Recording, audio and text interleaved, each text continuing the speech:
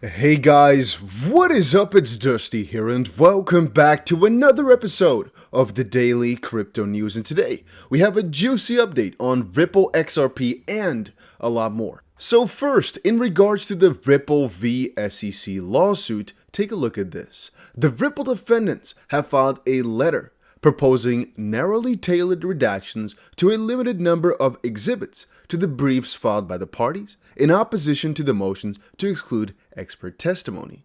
Of course, to make it easier on ourselves, we're taking a look at what Jeremy Hogan, a lawyer, had to say about the situation. And he had this to say: Ripple is requesting relatively limited, relative to the SEC, redactions of exhibits, mainly to keep non-parties' names out of the pleadings. Could, quote, digital asset market participants, end quote, be referring to actual XRP retail purchasers? Honestly, not the craziest of updates, because if you read it, what they're basically saying is, hey, we've had this whole motion to exclude expert testimony situation. We want some redactions. Redactions are trying to hide stuff. The limited redactions that defendants request are narrowly tailored to protect the legitimate privacy interest of third parties. So that's basically all it is about. They're saying, hey, we want to make sure some stuff stays hidden to, protect the privacy of some people involved. And then they're explaining exactly why and who it is. For example, identities of certain Ripple employees, personal financial information, which obviously the SEC always likes to have, and of course a couple of Ripple's business partners, which I understand they don't really want to come into a lawsuit like this. It would be bad for their name, maybe. And to me, it's always pretty simple. It just depends on how important they are, whether or not they should be able to be held anonymous, basically. If they're critical, if they have a critical opinion that everybody needs to hear about, and this person said it with their chest, of course, the world needs to hear about it, and we need their names. But if it's, for example, for a bigger analysis, some employees were given some sort of testimony within the company, for example, or gave some advice or yada, yada, yada, yeah, the world doesn't need to know about their names exactly.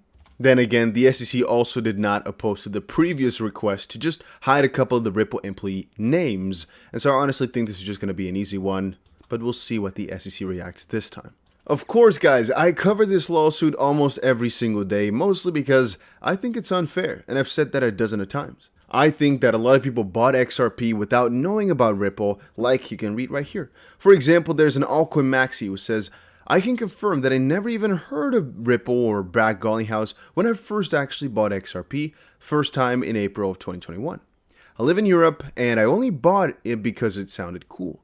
Did a bit of research on CMC before buying it though, and John Deaton says, I received many affidavits from those who acquired XRP for the first time after the lawsuit was filed. Someone said to me, but John, they bought after the lawsuit and yet they claim they didn't know about Ripple? Some people in USA aren't aware of this case, let alone outside the US. And there's also an important thing. Did you know that the USA is a pretty small part of Ripple's business, but more importantly, that I'm going to say at least 10%, but most likely closer towards 30, 40, maybe even more than that, percent of the people who have XRP in their portfolio don't really understand yet that Ripple is an entirely huge company doing a lot of different stuff, and that Ripple company is being sued? A lot of people don't know that. You know how I understand that this measure is the reason? If I look at my family, right? For example, I made sure everybody in my close family has some crypto. And when I take a look at how many people know about this lawsuit, I'm going to say absolutely no. Okay, maybe one. You understand, right? Almost nobody does, even though a lot of them are XRP holders. Why? Well, they bought, let's say hypothetically speaking, somebody says, buy the top 10. They don't even know what it is. They're just looking to buy it because somebody told them, or because it looked cool, or because they thought, hey, this is a cool cryptocurrency. I honestly believe that 95% of the people buying into XRP are not buying it because they think they're going to make profit on Ripple stock, so to speak. And if you really are, I think that says more about you than about Ripple. But another important point, people are buying even though they know they're being sued, Even though Ripple's being sued, people are still buying, and that's one of the most fun parts about it. It's the SEC saying, no, we're protecting you, but people are like, we don't want freaking protecting, get off. Now, whenever I'm talking about the situation, right, I always think of something, though, which is, man, if only the SEC tried their best to go after things which really are hurting people. For example, Terra was a massive failure in risk assessment by Do Kwon. This type of stuff is something the SEC should be looking into, and maybe potentially the Ethereum situation with their ICO. The reason I'm saying that is because, well, I covered this earlier, right, today.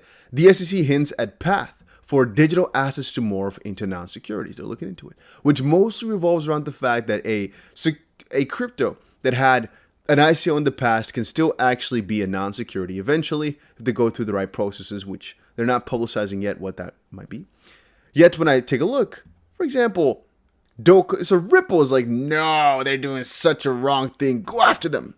But then we have Do Kwon with Terra, which literally people, if you had to put up a poll, right? Are you angry at Ripple? 99% would say, no, why? If you ask, are you mad at Do Kwon for losing your money? I think 99% would say, absolutely, yeah. He literally says it was a massive failure in terms of risk assessment. And that points back to the earlier videos I made as well about policy. Should companies be held accountable for making crypto investments in a sense of, should they go through even more filtered monitoring and whatnot? I think so. It's a riskier game. I understand that. And I don't think it's a bad thing that these companies are doing some deeper research before letting these traditional funds, for example, or banks invest into this space, because see what this is. A lot of young guys, a lot of new money, a lot of fast money can let you make some really stupid choices.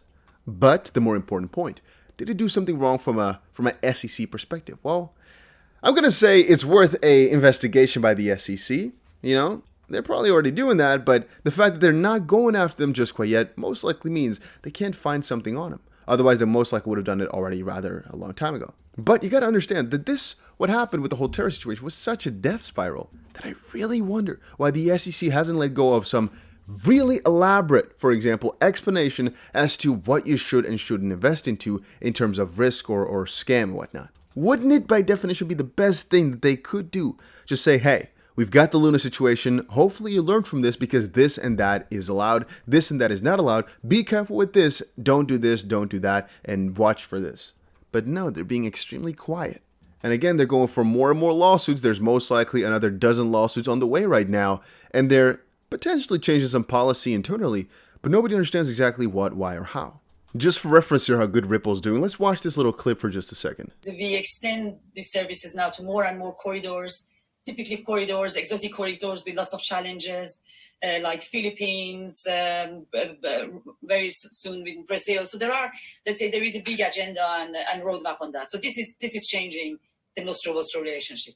And of course, you guys already know, the whole Nostro-Vostro system, Ripple's taking it out, throwing it out the window and making it a better system. But regarding her comments, this is a video from 2020. Just know that Ripple has been working on this Brazil partnership for years then already to get it done. Crypto already said it was this unlisted video from June 2020, where Ripple, de Latin, seems to have slipped. Brazil would soon go live with XPODL with big roadmap. That comment has had me searching countless hours in Portuguese for 2 years. So I'm very happy with today's announcement because, again, the more connections that Ripple makes, you got to understand this. The more connections that Ripple makes for ODL, the more that XP is going to get utilized, the bigger the ecosystem becomes, and the more of a trouble the SEC is going to have to prove that people are just buying XRP for the increase in value that Ripple promised. You might say, sure, okay, Ripple is delivering this RippleNet system, which includes ODL, which utilizes XRP, and so Ripple is putting up their efforts.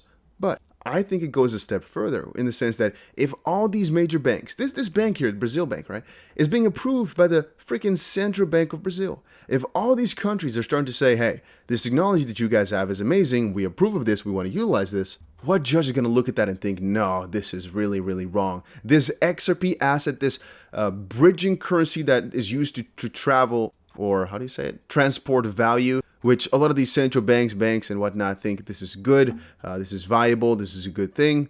No, that's only done so when people buy that they make money on Ripple's efforts because they promoted it that way. Then again, only from 2020 December and before that, afterwards was fine. And by the way, not the co-founder who's making money on that, he's completely clear to go as well. Only the founder and current CEO, all the others are fine as well. Yeah, it makes no sense, right? Such a crazy allegation that the SEC made, such a hard one to defend. And as I said, guys, even if Ripple does end up losing, I think they'll eventually win the race in the sense that either this is all just BS or, oh, I'm not sure of what I recorded just now. I want to say either this is all BS or, you know what? Let me say, actually, guys, if you haven't checked out my giveaway yet, check out my $10,000 giveaway. A link is down below for that one. I keep trying to plug it because, well, there's about, let's say, 1,200 people who've entered, which is good. But with the amount of people that are watching these videos, I sometimes wonder, there's an entry barrier of absolutely nothing. All you have to do is just check the link down below and just press one of these buttons. Just visit my YouTube channel, right? That's all you have to do.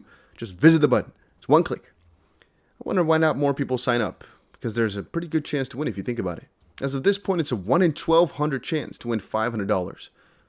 Some pretty good odds, to be honest with you. It's also 1 in 12 chance. 1 in 1,200 chance to win $2,500.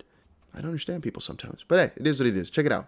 Major banks are hopping on, major institutions are hopping on, major money providers are hopping on. They're getting rid of the Nostro system. They're making payments cheaper around the world, which is awesome, in my own opinion. They're helping people send money back in a cheaper cost. And I actually am knowing this from my own personal experience. Sending money to other countries is freaking expensive and really dumb. They're changing that game, which is awesome. I keep reminding people of that. It's awesome what they're doing. Let me just keep reminding you guys, this space is going to grow so much. I think Ripple's going to be a big part of it from the company side. XRP from the crypto side is going to grow like crazy. That's why I'm such a big holder. It's still going to remain one of my biggest holds for maybe forever. And I don't regret it a single bit. Let me know down below if you're still an XRP holder and still bullish on this crypto. I surely am. But yeah, that was it for today's little update.